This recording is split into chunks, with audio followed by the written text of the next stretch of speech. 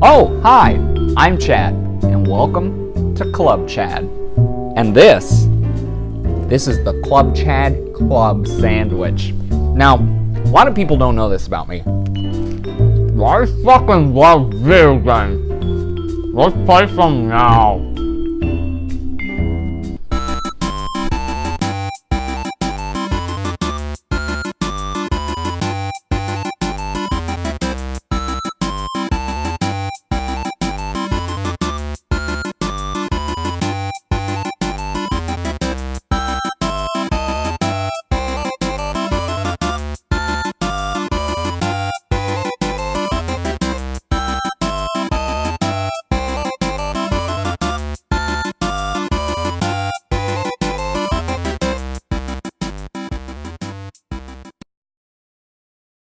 So we got a pretty legit setup here at Club Chad. We got Shadow the Hedgehog, we got Sonic the Hedgehog, 2 Hedgehogs, Sonic Adventure 2.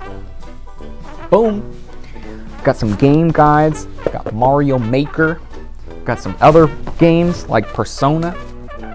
Need some more multiplayer games though, you know. It's good to have some multiplayer games, get multiple people in on the gaming, brings people together. Multiplayer games. It's good for friends. Multiplayer game.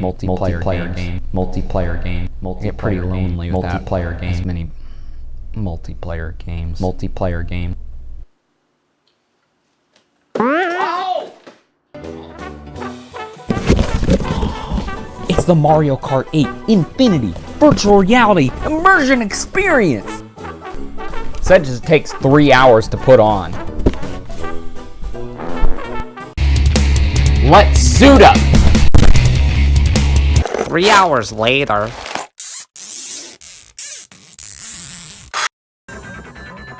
Thank you. That was really painful. But now, we're gonna connect with Mario Kart to see how Mario Kart connects with others. Switch, activate! Oh yeah. Hey.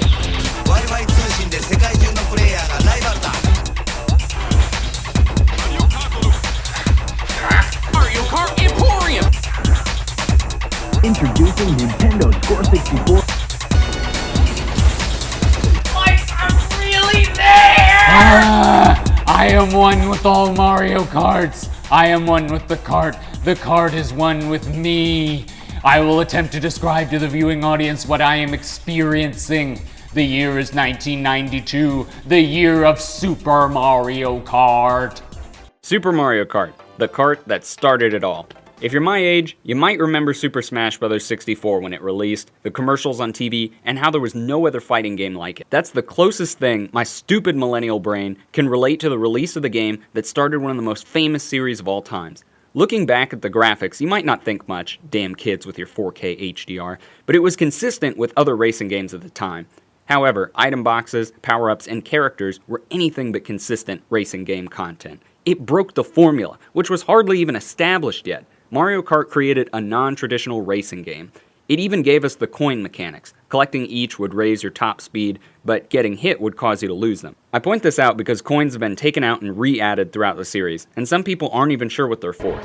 Finally, Mario Kart left us with an extremely iconic look and sound, which has been replicated but never duplicated by any generation of Nintendo. The year is 1996, the year of Mario Kart 64. Mario Kart 64, the kart that changed the game. As a kid, it seemed like I couldn't go to a children's museum or a Walmart without finding a demo console with Mario Kart 64 and at least one controller. I mean, it was practically everywhere, and for good reason. It was the first true 3D graphic Mario Kart, albeit with 2D character sprites, and the first 4-player console definitely turned heads.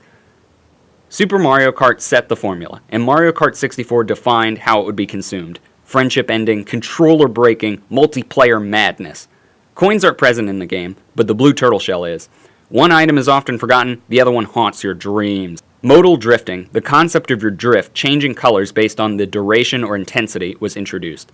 Level design was extremely memorable, relatively simple courses with 3D features like ramps, valleys, or tunnels. However, some levels were more problematic than others with their fancy 3D features. The year is now 2003, Mario Kart Double Dash. Mario Kart Double Dash, the kart that dared to dream. No kart feels more like a cult classic than Double Dash. Maybe you know somebody who hates this game compared to the others. The very concept of racing with two drivers simultaneously introduced more mechanics than perhaps any other single feature. 2 items, 2 characters, swapping between characters' items, dual kart setup, unique driver special abilities, and the Double Dash initial countdown boost. The modal drift reappears in Double Dash, this time accompanied by mini boost when releasing the drift, a concept which became a mainstay in the series. The graphics became one step closer to the collective standard, and still hold up pretty well. Level designs varied from okay to great, featuring many solid yet-to-be remakes. The dual racing feature never reappeared, nor the character unique specials.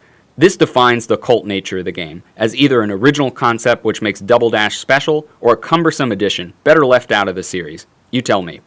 The year is 2008. Mario Kart for the Wii. Mario Kart Wii, the kart that reinvented the wheel. The features this kart added were so well implemented that it hardly seems groundbreaking, and yet it is in many ways. It's the first one to have bikes, it's the first console to feature a driving wheel, utilizing the Wiimote, it's the first kart to go online. By virtue of bikes and online, it was one of the first Mario Karts that created a well-known balancing controversy when it came to the meta of inside drifting bikes, which was later changed. Also the first game to introduce tricks performed on ramps. Multiplayer was disappointing to many. Although it introduced online play, local co-op could not participate in Grand Prix, and the revamped battle mode was not well received. It was the first console game to feature new courses alongside retro courses. New courses featured great mechanic implementation, like flowing waterfalls, mushrooms to bounce on, and conveyor belts or escalators to ride on. The year is 2014. Mario Kart 8 for the Wii U. Mario Kart 8, the ultimate kart prototype. Before we take a look at the deluxe version, let's go over the impactful changes in Mario Kart 8. The greatest innovation has to be the multiple terrain types found in courses: ground, anti-gravity, air, and water. Not only do you transition between them seamlessly while racing, each customizable kart piece can add or detract from speeds specific to the terrain type. Although this is the most significant aspect of the game, it's also my biggest criticism: the fact that only your ground speed is represented when looking at kart stats in-game.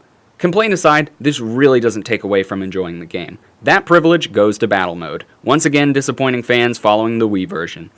Speaking of disappointment, flame hopping is a controversial technique that can be used in Mario Kart 8 to increase the speed and duration of a boost by hopping from side to side. Coins were also re-added, not seen on consoles since the Super Nintendo. Aside from other new items, characters, and courses, the rest is consistent with the series. And now for the handheld Mario Karts across the generations. Mario Kart handhelds, the kart sacrificed for the greater good. Last note before the big game are the handheld titles: Mario Kart Super Circuit, Mario Kart DS, and Mario Kart 7. The Mario Kart console games garner a lot of attention compared to the portable ones. However, many of the major series innovations were first implemented on handheld titles before they appeared on console. For instance, Mario Kart Super Circuit was the first game to once again feature coins following the Super Nintendo. Mario Kart DS was the first to feature retro stages and cups.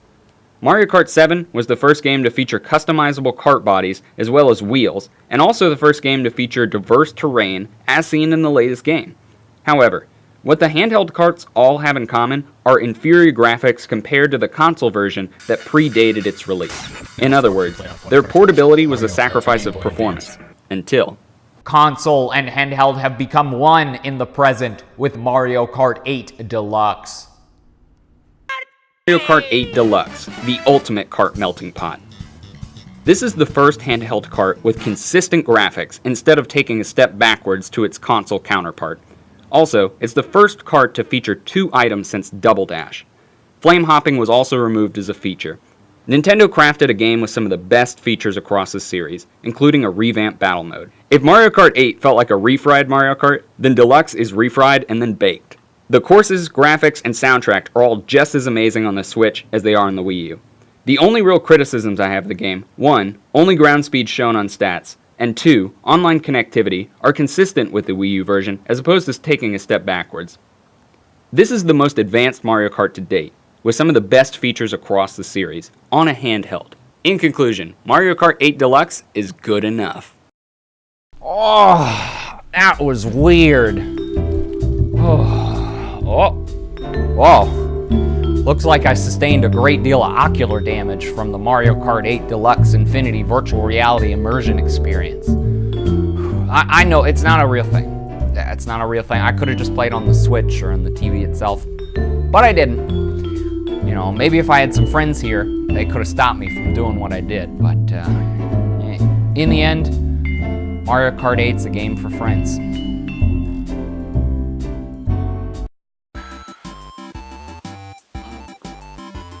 Oh, hey there. This is the end of the video. But if you liked what you saw, make sure to like, comment, subscribe. Good enough entertainment. It's good enough for me.